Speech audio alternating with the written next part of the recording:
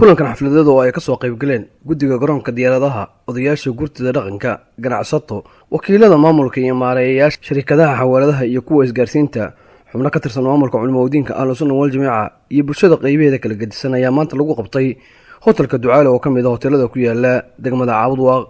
xafladan oo ay soo qaban qaabiyeen maamulka iyo maareeyayaasha shirkadda xawaalada ee Hodan Global ayaa waxa ay deeq lacag oo gaaraysa $10,000 ugu deeqday dhismaha aeroboortka diyaaradaha in muddo ah lagu guday jiray in laga hirgeliyo degmada Caabudwaaq kaasoo imika shaqadiisu ay socoto. Abdulqaadir Faarax Abdulqaadir Dheer oo ah wakiilka shirkadda Hodan Global ayaa lacagtii shirkadda Hodan Global ay bixisay ahayd $10,000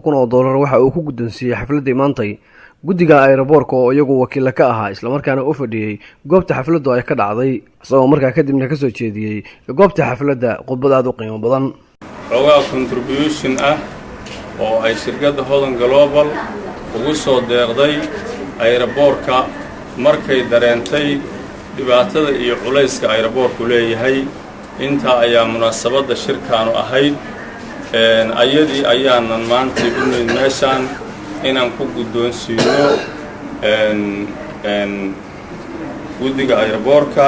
waxayna tahay deeqdaas lacag $10,000 ah ayay ku socday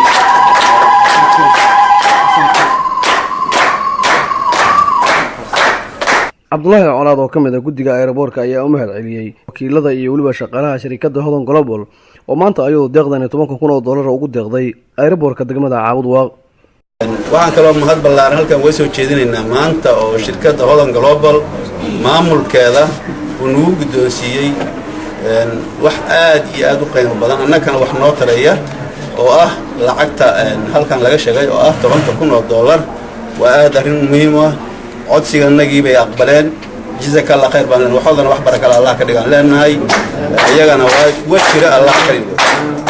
sidoo kale xafladii maantay ayaa iyaguna waxa khudbada ka soo jeediyay bulshada noocyada kala gedisan oo intooda badan diiradda ay ku saarayeen khudbadahooda isla markaana ay aad ugu mahad celinayeen guud ahaanba maamulka iyo waliba maareeyayaasha shirkadda Hodan Global sida wadaniyada iyo Soomaalinimada ay ku dheehan tahay oo ay uga qayb qaateen isla markaana gacanta ay uga geysteen dhismaha garoonka diyaaradaha ee laga dhisay degmada Caabudwaaq oo indhawaalahanba lagu mashquulsanaa sidii loo hirgelin lahaa. waxaana inta badan shacabka reer Caabudwaaq markii ay ka dhaqaaqeen arrintaasi oo ay gaartay in shirkadda Hodan Global ay bixisay isla markaana ugu deeqday aeroboortka degmada Caabudwaaq lacag $10,000 ah aad ugu wada riyaaqay guud ahaanba shacabka ku dhaqan degmada Caabudwaaq sida hagar la'aanta ah ee uga qayb qaateen dhismaha iyo hirgelinta garoonkani.